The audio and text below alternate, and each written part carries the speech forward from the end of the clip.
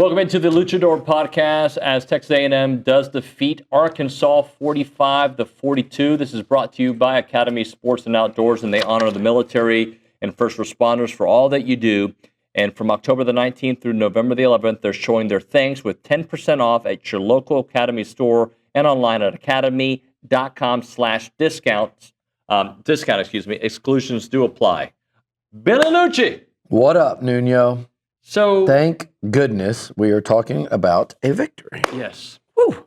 It's kind of a weird place to be, considering the last 4 years, how much heartache I think our fans have gone through to be 7-0.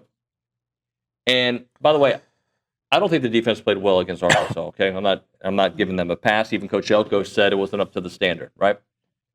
But they're 7-0. We just saw Texas. Here's what almost lost to Kentucky. Overtime.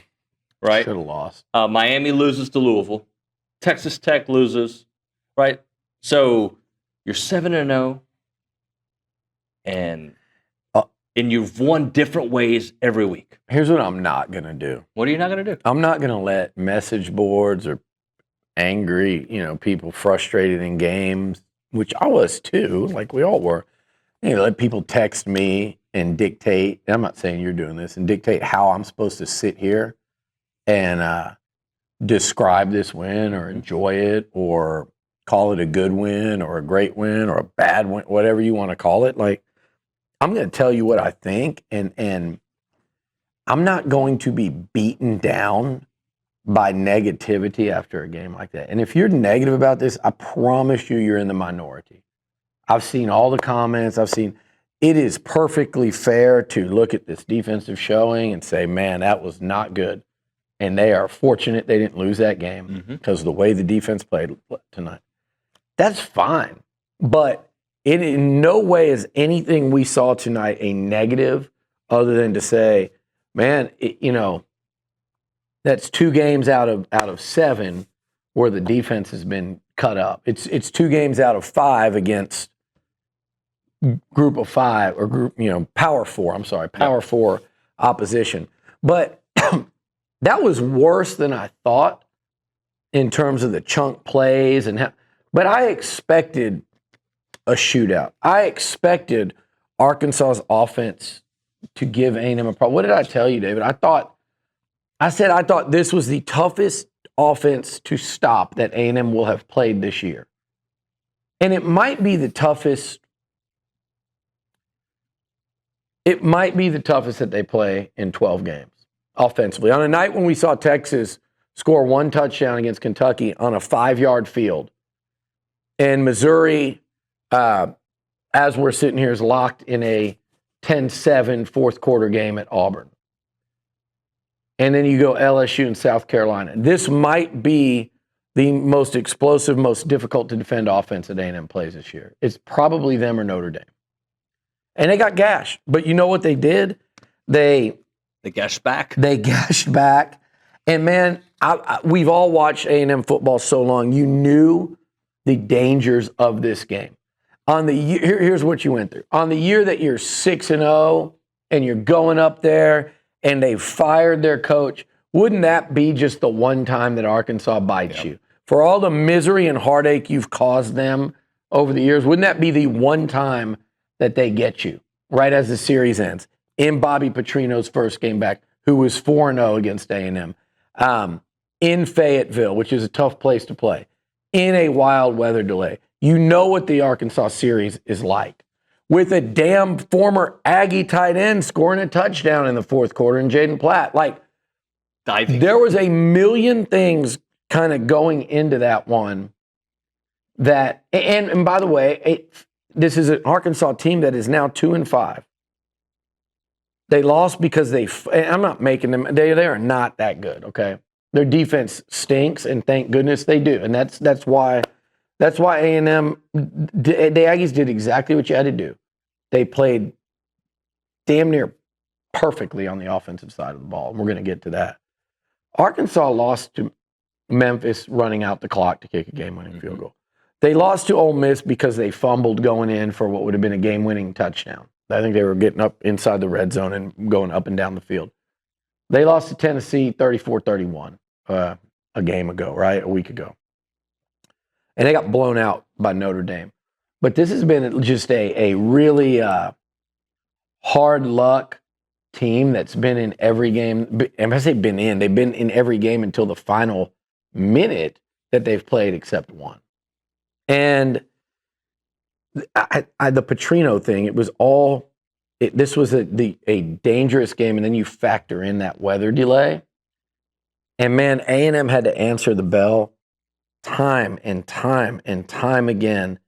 And you get a touchdown called back, and you still end up winning, that you think ices the game. You get a sack for 30-something yards, and then the guy runs for 50. Yeah. And, but I just thought this offense today, Marcel Reed, Colin Klein, this offensive line, Reuben Owens, Ashton Bethel-Roman, Nate Borkacher, E.J. Smith, like the whole group just to step up time and time again. And Mike Elko with these fourth down calls, and that fourth down there on that drive when you're up, what were they up at that time?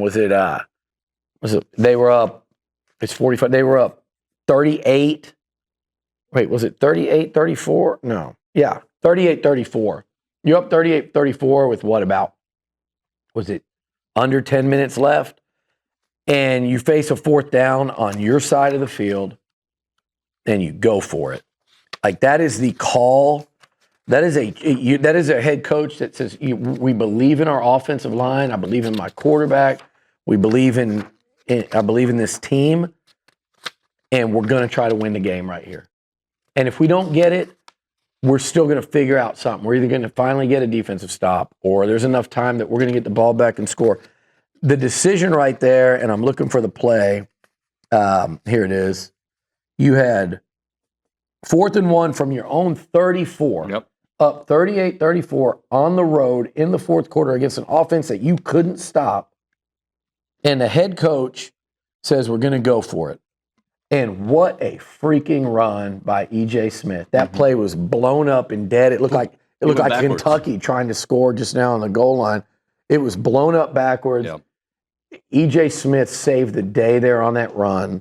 And A&M still had to hold on to win. But I just thought, man, there's 2 games the Aggies have played this year where it's looked like offensive perfection. And I know it's not perfect, but it's as close as you're going to get in a 4-quarter SEC football game, no matter who you're playing. So thank goodness they won, like you said, on a day that Texas Tech couldn't survive Arizona State. Miami couldn't survive at home against Louisville this weekend. Ole Miss, here's the deal. The Georgia Bulldogs have played a hell of a lot better defense in the last 14 years since joining the SEC, since A&M's been in the SEC, than the Aggies have. And A&M's had some good defensive teams, but it ain't even close what Kirby Smart's put on the field. I promise you, there is no one in Athens, Georgia tonight feeling like they need to apologize or explain away anything. And they won a shootout with Ole Miss where they couldn't stop them. And before you say Ole Miss is undefeated and they were ranked in the top 5, I get that's a bigger win. I put that Arkansas offense against the Ole Miss offense. I watched the 2 teams play each other. Neither one, they're the same. Like, you ran into a buzzsaw tonight and you survived it offensively. Now, again, they can't. I fully expect this defense over the next few weeks. Auburn, Missouri after a bye, South Carolina. Look, we watched Texas this week. I fully expect this defense to look more like what we've seen versus tonight. Tonight was a survive and get the F out of there. Take the F out of Fayetteville. Get the F out of Fayetteville. Go home. Be happy you won. You're 7-0. You're probably, I don't know, with the love fest that is Alabama these days with these media types, they might push the tide up, but you're probably going to be number 3 in the country with 5 games left. I mean, raise your hand if you thought we were going to be sitting here talking about that. I didn't think it. Billy, let's talk about the backfield, because without Le'Veon Moss, it was a committee, and they all represented. Shoot. Marcel had his yards still on the ground, but Reuben Owens, EJ, the wide receivers got involved. Amari had a couple plays, more catching the ball out of the backfield, but like the whole group, and led by Reuben Owens, did the job. 217 yards rushing, 3 touchdowns. 217 yards rushing with only 6 yards lost. They had 2 as a team, but 6 yards lost. That was Marcel on that. It was on that design run that they blew up. You had 1 run in that game for negative yardage, and you did it, like you said, by committee. Owens, 14 for 69, 2 really nice touchdowns. And credit the offense in that red zone. It is not often that we get to enjoy watching our running backs walk into the end zone.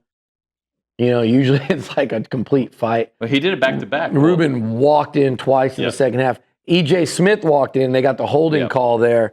But yeah, I mean, look, EJ was a stud. EJ Smith tonight, we talked about the play, and 7 for 52 yards, and he had that touchdown call back, average 7.4 a carry.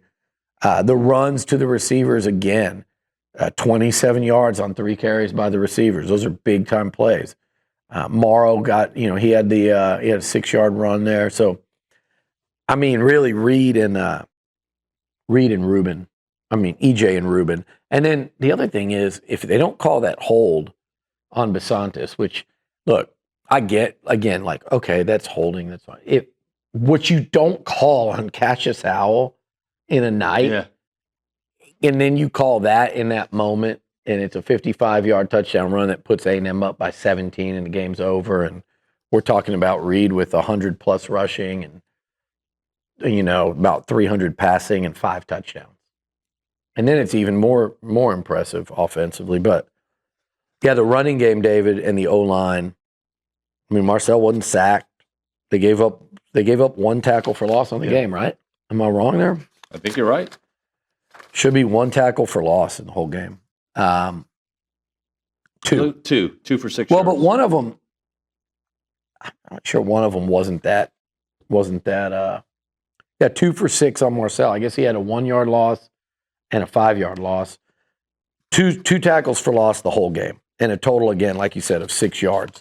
When you run for 217, total offense, you're around 500. I mean, look, Arkansas outgained you. That ain't good. But as you look at this drive chart, right? And by the way, the Aggies, for as bad as it felt defensively at times, and it was terrible, but you had 8 tackles for loss, 4 sacks for almost 50 yards lost. One of those massive ones by Deion Hayes kind of saved the game. It put them, it really changed to where Arkansas was just all of a sudden, they get the ball down 10 and they have plenty of time with the way that game was going. That sack and what it killed there, that really changed the whole thing of like, well, now Arkansas has to punt it, which they wouldn't have done if it was reasonable. And it just changed the whole clock game where they were really going to have a hard time coming back and winning it. But I'm looking at drives here, right? Listen to this. Touchdown, touchdown, touchdown, punt, touchdown, field goal, touchdown, touchdown. And then a punt, and was the end of the game. So, and by the way, that was one of those lost yardage. It was the kneel down. So it was really 1 tackle for lost all game. So to start the game, A&M scored 6 touchdowns and kicked a field goal, scored 7 times on 8 possessions, and they punted there at the end of the game after scoring a 55-yard touchdown run that got called back. It was an amazing game of offense. And again, David, what you talked about a lot, they just found a way to win. So they can beat you 16-10 where the defense has to take the field 3 times in a row in the fourth quarter, or they can beat you when the defense isn't stopping anyone and you have to score 45 or 41 on the road. I mean, it's really impressive, like just the resolve, the wherewithal. Yep. I would say at times, and Elko probably like to sit here and tell me I'm crazy. There are times the team looks calmer than him, which I understand. If I'm the coach, I'm like, what in the hell? But these guys are so calm, cool, and collected, and it starts with Marcel Reed. He was brilliant tonight. He was good. He was. He's been brilliant in 2 of A&M's 5 games against Power 4. He's been brilliant. He's been good in the other ones, to really good. This week, it's a shootout. Last week, it started as a shootout. 3 drives in, you've got 21, and then you say, we got to go 50 and run it for 3 yards of play down the field, because that's what it's going to take to end this game and win it. Think about the way this team has adjusted to how the game's going. I would love for them to have been able to impose their will more offensively. They had that, it was I thought, a bad letdown right before the half. Mm-hmm. Way too many missed tackles. Lost contain on Taylor Green way too many times, and I thought did a much better job later in that game until that one where he went for like 50. But man, the Arkansas skill guys are really freaking good. Yeah. And Taylor Green, the guy, if he was on a winning team, would be in the Heisman. 100%. Right, just his numbers, what he's done against quality opponents this year. So, I mean, again, they're 7-0. They're 2-0 on the road. Remember when they lost 10 road games in a row? Remember that? 10 road games in a row. Elko's been here 1 year and a half and a game. So he's been here, 19 regular season games. They've won in the Swamp. They've won in Starkville and the Cowbells, where they never win. They've won in South Bend, Indiana. They beat a top 10 team, which they hadn't done since the 70s on the road, true road game. And they went and won in a tough place in Fayetteville with the rain delay that turned into an impromptu night game. Really hostile environment.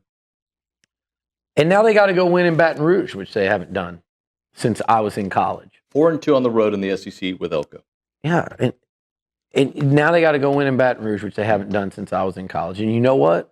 I know that LSU's capable of beating them, even though they got drilled today and they're going to be really down, like their fan base will. But the team's going to be desperate and hungry.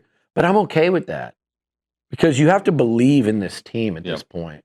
And if you don't, then you're just not going to until you jump on at the very, very end. And I would tell you then you haven't enjoyed it enough, because this is very enjoyable. And what was I telling you earlier? Oh, so he's ending this road mentality. He's ending, all these different streaks and stuff, right? Mm-hmm. You avoided the trap game. What you want Elko, the one thing you didn't want him to change was that you beat Arkansas every year.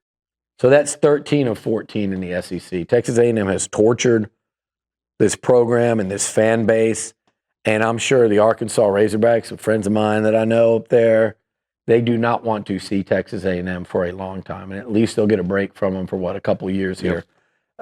13 of 14 is insane. Nick Saban, Alabama, had a hard time doing that to teams. 13 of 14 with so many games being close like this one is absolutely nuts. You mentioned 4-2 on the road, right? Mm-hmm. One of those 2 losses came a little over a year ago at this time. That was at Auburn, and it turned out into a shootout, and it felt, as that game was going on, kind of like this one, where you're just like, what is this defense doing? What's going on? And last year's team loses this football game. Absolutely. And obviously, the Jimbo teams we were used to, they lose that football game. What you saw tonight is it's just growth and belief. And they were just the more mature. Look, Taylor Green was brilliant. His numbers were spectacular. He drove us all crazy watching him. But he took some horrific sacks that killed them. The other guy didn't. Again, Taylor Green's a great player. Marcel Reed was the better quarterback tonight. Taylor might have been the best playmaker on the field. Marcel Reed was the better quarterback. And that's why A&M was able to win that game. So that's all for the free version of the show. For the extended version, go to texags.com, become a premium subscriber. We're still going to talk about Ashton Bethel-Roman. We got to talk about Klein's play calling and just what happens now. So we'll get into that. So make sure you're a premium subscriber.